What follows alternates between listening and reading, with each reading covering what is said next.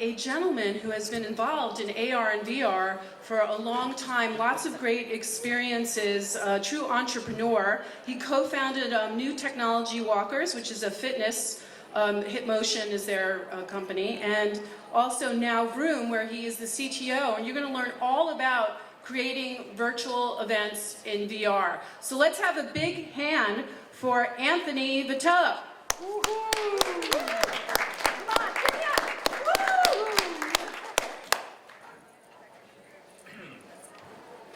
So, hello everyone, I'm Antony Vitillo, and I would like to just spend 24 minutes hearing you cheering, but unluckily for you, I have to speak about how to organize a great virtual event. So, a few words about who I am. So, I spent the last 8 years in AR and VR, which I'm some crazy things at a startup started in 2014 called Emotional. And I arrived until now doing things like entertainment, B2B experiences, a fitness game called HitMotion Reloaded, and now since 2019 I work with virtual events together with a French company called VRrOOm. Since 2016 I also like to spam the web with my thoughts about virtual and augmented reality on my blog called The Ghost House. So this is the game built and was the topic of my last year at AWE. It was about fitness in VR. But this year, I want to talk about my work at VRrOOm, that is this French company specialized in virtual events. And we made quite a few things, like a concert at the end of 2020 with this French artist called Jean-Michel Jarre. This year we created this musical experience where you can enjoy this post-industrial city while listening to the music, always the same artists. We did some festivals, Venice VR, Southwest, and other things. So let's not go see the full video of that. So I want to start to say why virtual events, because sometimes people ask me, okay, well, now the pandemic is going away, why should we still care about online events and virtual events, etc. Well, I'm a big fan of virtual events, so the first thing is because they can make them possible to happen. So when we did the concert in 2020, it was during the pandemic. Notre Dame, luckily, was burned down, but we did in virtual reality an electronic music concert with lots of people inside in this virtual Notre Dame, with 3D objects going all around you, crazy animations, video mapping, impossible thing that in real life could never happen. And there are other companies working on this kind of crazy things happening in the web, concerts on Mars or impossible places. So this is why I think it has the potential of doing something more than we do in real life, that in a way is already pretty cool. And then you can have people joining from all over the world, so they don't have to fly to go to the concert location. And the difference also with the digital events, the video events, is that you can stay there with them, we speak with them, screen with them, so you can create little groups of people doing things together, something that like on Zoom is not possible. And another thing that I also want to say is that it's want to highlight the possibilities for hybrid events. So I don't always think about virtual versus real events. Imagine like they're doing like a Coachella. This year was this Coachella-verse. I hate this, all this metaverse stuff, but the idea was pretty cool. So let's take the stage at Coachella and augment it with cool stuff happening around. So I see the potential of this thing for the next years to come. So these are some of the work that I did in these years, but let me go pretty fast with that. And this was the trailer of the concert I was saying in Notre Dame. So it was the main event for the city of Paris for the New Year's Eve of 2020.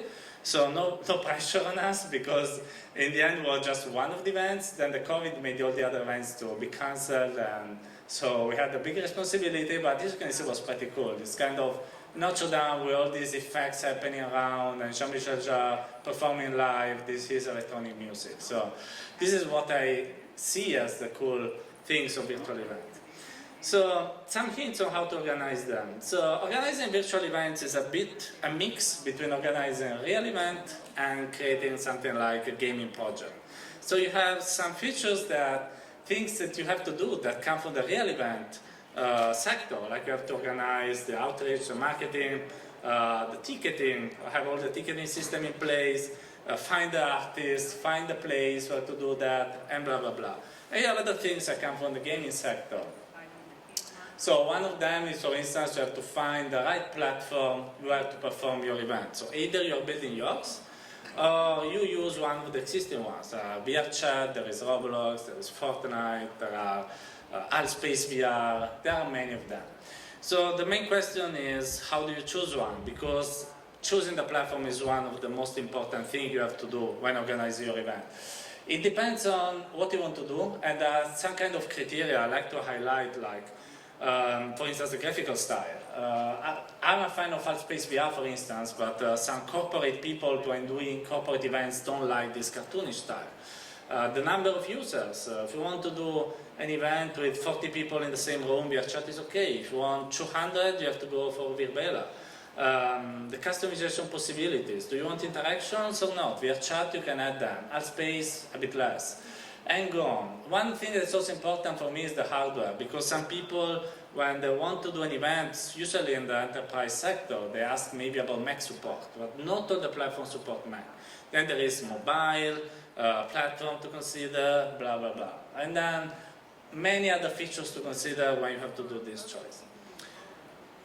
Now, recently, I noticed that it's also quite common for people who want to work with us, try to propose them a platform, especially for the hype that there is now for the M world. So some people that are addicted, interested in the NFT stuff usually ask about the central end or the sandbox, while people want to target the Gen Z are more into Roblox.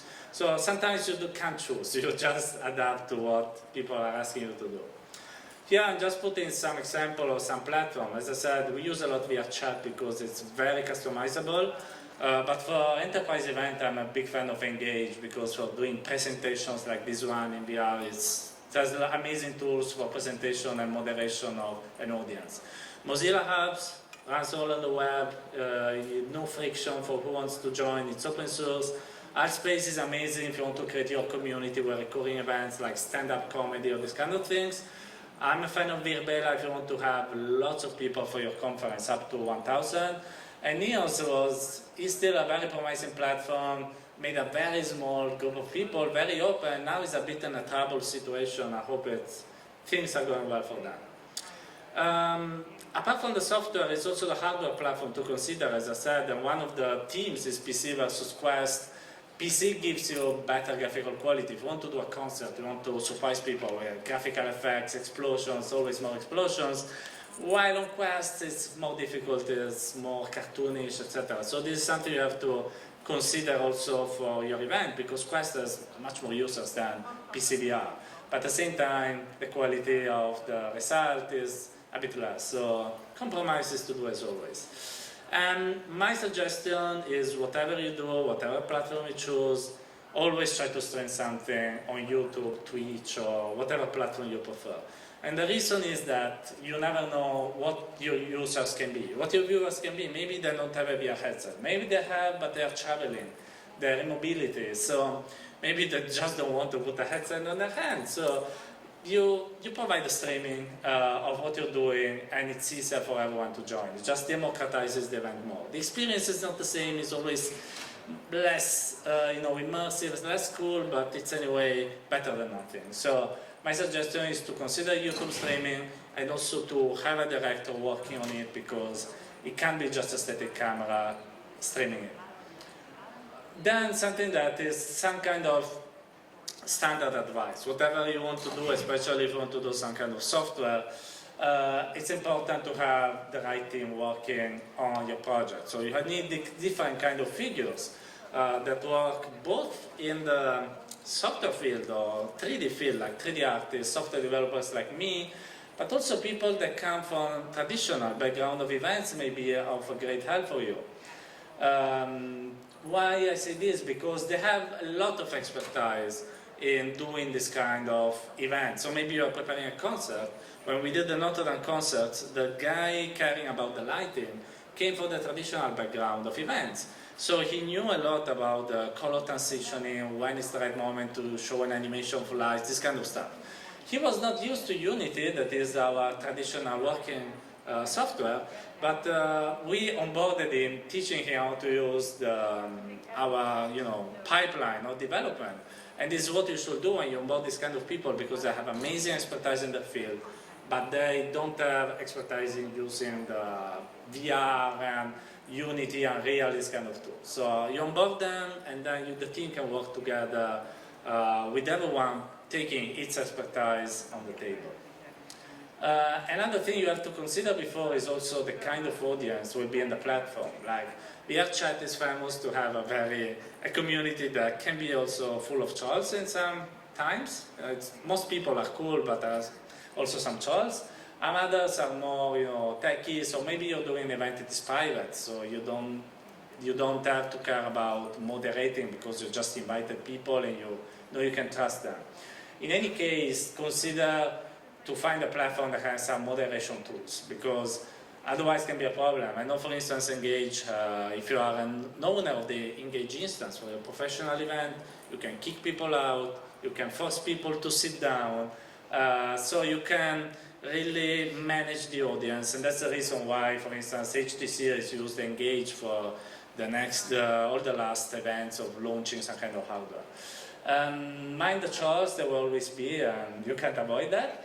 And also, if you want an event that is a bit public, so it's not private, and especially it's not targeting just the VR community like us, teach the visitors how to use the platform. So take their emails, send them constant reminders on how to download the program, how to use it, how to interact with the environment. Because we noticed that when you are in the VR communities, you just say, hey, join VRChat and do whatever you want. When, for instance, other people want to join, like the Oxymore experience we just did, there were some hardcore fans of Jean-Michel Jarre that bought an Oculus Quest headset just to join that experience because they are super fan of him. But there are people that are totally not in the tech community. So we had to send them instructions on what to do step by step. Some people tried to join VRChat on the website. So they went on the website of VRChat and thought that the experience was there. Instead, you have to download the application, so it was a bit weird to try to support all of this, but this is necessary if you want to be very inclusive with everyone to join your event. So, again, standard advice on how to design stuff. First of all, do some kind of design, because otherwise it's going to be a huge mess. If you just start doing stuff and without backward planning since the beginning, it's going to be a big problem.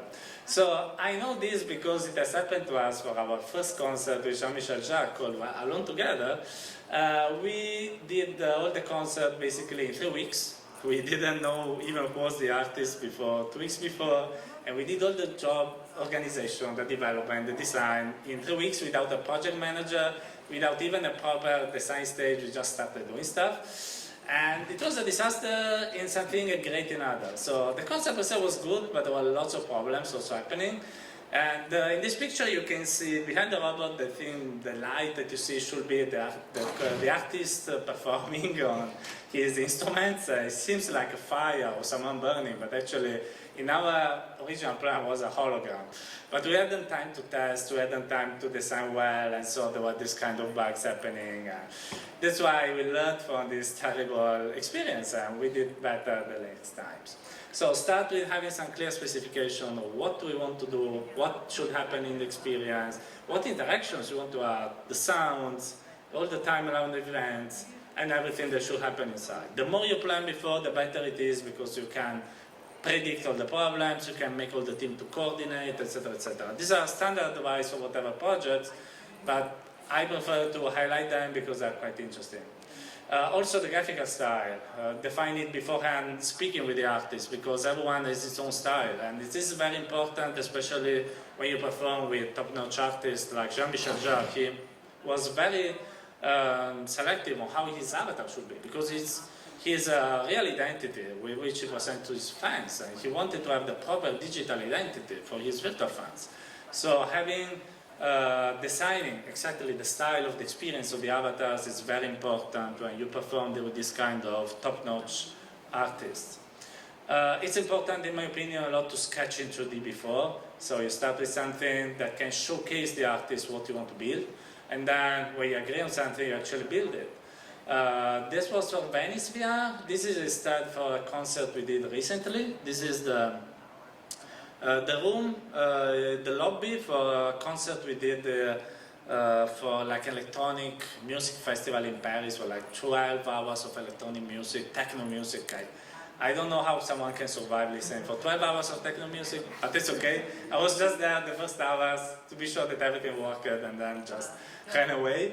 But anyway, the thing was pretty cool because the concert was happening in real life in a stadium and in virtual life in VRchat, with the music streamed live from the real venue to the virtual one. That's why I say that hybrid events are the future. You don't have to choose one or the other. The mixing stuff is always the most inclusive thing. And this was the original sketch by our 2D artist about the lobby. So we started discussing with the artist about, okay, do we imagine the lobby this way, with some stools, with a bar, etc., some displays. And they asked for some modifications, and then when we agreed on everything, we could do this fantastic futuristic environment, also a bit dark and creepy, but that was their style that they asked for. So you can see how you can go from 2D, 3D, because if you start with 3D and ask for the modifications, it's a total mess. You require much more time to modify them. And this is a video I like to share every time I talk about whatever you do in VR. This is actually for our game Hit Motion. This is a boxing game. So you have to punch targets to make points and to win. And this was one of our targets. This was in attack mode, but before it was in standard mode. And it's cool that the 3D artists made this and sent us the video. We said, wow, it's pretty cool. So we love to have this target in our game. So we're pretty excited. I immediately put this in Unity and decided to test it. The problem is that, how you can see that this is made of steel and glass. And it's also a cube, so it's full of edges. So when I saw that in front of my face in VR, I was like, I don't want to punch something made by steel and glass and full of edges. I'm going to hurt myself. And that's why it was super cool in a game. It could be super cool in a game that is not immersive. But in VR is not going to work. So test a lot in VR what you're doing. Assume that what you're going to build is going to something that may work in real life. Because otherwise it can be scary for the user or uncomfortable or whatever. Mind a lot about the sound, because it's something that is easy to forget for people to care about the graphics a lot and don't care about the sound design, but it's super important to have a sound designer that think about the sound on board. And then it's super important to have a developer like me that can create this kind of weird blocks for the architecture of the software for all the interactions. One thing that I want to highlight, since we are in the design stage, is that we noticed that people that work with us like especially two things in the events we organize. One is the graphic appearance. Everything should be cool to be seen. This is not something you can avoid considering when you're creating something for artists or for festivals. So everything is very, very, very visual. Can have different styles, even if there's Minecraft style. It should still be very cool. And then it's very important to have some interaction. So having an event in VR where you're just there and you go around, you see someone singing, is super boring. So you have to interact with other people, of course, but also have interactions in the environment is very cool. We had some mini games, we had some Easter eggs. You buy something and there are, fireworks. We had a conference in Engage, it was very serious, and I put a T-Rex on the stage. You have to make people have a bit of fun. Everyone loves to have fun. And even in VRchat, something I love is that people can change avatar and choose whatever they want and play with their avatars between them. So even the most serious of the events wants to have fun. So this is a lesson I learned during these years. Then, of course, you have to have a roadmap, a deadline, people that respect the deadline, the team that communicate on Slack, on Teams, whatever. So communication is super important. Whenever there is a problem, tell the people in the team and try to solve it as soon as you can. And then, since I did a project without a project manager, I know it is a mess. Hire a project manager. I know it can be expensive, but at least you have a watchdog that cares that you have respecting the deadlines, so people are keeping up to date their task list, help with the team building, etc., etc. And also try not to kill each other while you develop the project, because I guarantee you that the days before every delivery is a total mess with everyone getting super angry. So avoid what happens in the left, lower bottom of the slide, and try to work with people you trust and learn to, not be too stressed and to work well together even the last days. Another thing that I always say is that remember we're the early days of VR. So it's impossible to have whatever you want. It's impossible to have perfect graphics and 4,000 people in the same room and lots of interactions and work on all platforms. It's not the right moment. So compromise whatever you can. Try to do something that is pleasant to be used and make people having fun, but don't try to shoot for the moon because it's not the right moment to do that. And be clear and communicate that with the customer. And then test everything that you can, because I guarantee you, you are sure that something is going to work, and it's not going to work. So spare some days before the actual delivery to test everything. During the famous concert where without the project manager, actually I published the word 1 minute before the actual beginning time, and that's why there were some things that were not working. So especially multiplayer things, interaction multiplayer are going to create a lot of mess, so I can guarantee you. So before I leave, I just want to say that you have to do all the work beforehand, because when the event is live, it's live. So you can do nothing. You can just see your failure happening in front of your eyes if something is going wrong. There's no way of turning back. The only thing you can do is having a channel open on Zoom, on Discord, or whatever you want with the rest of your team, and start screaming for whatever doesn't work and try to cover all the problems that are happening somehow and this kind of stuff. So communicate a lot with a separate channel people can't listen to, and try to do the best you can if you can mask some problems. Final advice is doing events in VR is amazing. You know, it's so immersive. As I told you, it's not the same as seeing that on a computer screen. But my suggestion, if you want to enjoy an event, do it in VR, put a headset on and have fun. But if you are one of the organizers, do it on 2D on a standard screen, if you can. Because this way you can multitask other applications, you can communicate and solve problems. If you're in VR, you're just in VR. It's more complex to handle everything if you are in VR. So I try always to stay on a standard PC. It's more boring, I know, but it works better when something is not working. After the event, just speak with your team, you cry together about things that are not going well, and you discuss how to improve the next time, because hopefully there will be a next time. And my experience is that you always do errors, but improving, trying to solve them, you improve over the time. So I can say that in the last 2.5 years that I'm in VRrOOm, we really improved a lot our skills in organizing events. So communicate a lot and solve the problems. There is 1 minute left, so I just made this last slide in case someone wants to work in the field. I highlight that, of course, you have to have the required skills. So if you want to do sound designer, you have to know how to use the tools. For sound design, you want to be a developer, you want to have to know Unreal or Unity, depending on the platform. You have to use version control, blah, blah, blah. These are, for a developer, you have to use Git, C#, Unity, etc. But I find also very important the soft skills, especially the one of solving problems fast and able to deliver in time. Because as I've said, we are in a new field, so it's normal that something is not working, it's normal that there are problems, it's normal that you have delays in the development. So the ability to solve problems and to find a way to deliver something in the right deadline is super important. And also the other thing of not killing with each other in the team, always relevant. So now that I said a lot of this stuff, it's your turn to create your amazing events and steal my job, and invite me so I can have fun with you.